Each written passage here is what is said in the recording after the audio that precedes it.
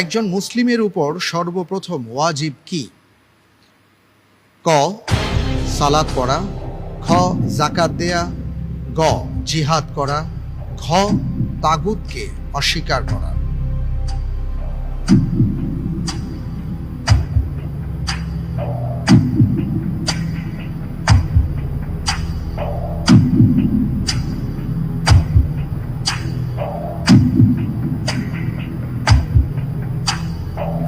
Chance দেওয়ার জন্য 50-50 chance যাচ্ছে। জি 50-50 চান্স দেয়া হোক।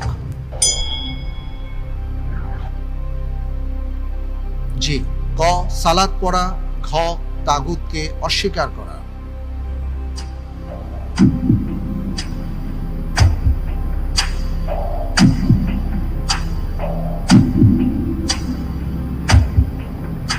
আমি উত্তর হিসেবে বেছে নিচ্ছি ঘ তাগুতকে অস্বীকার করা। লক করে দেব। জি লক্ষ লক করে দেয়া হোক ঘ তাগুতকে অস্বীকার করা।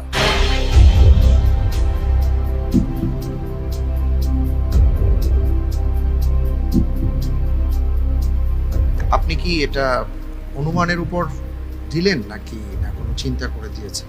চিন্তা করে দিচ্ছি। চিন্তা করে দিয়েছেন। আপনি বলছেন যে একজন মুসলিমের উপর সর্বপ্রথম ওয়াজিব হচ্ছে তাগুতকে অস্বীকার করা। জি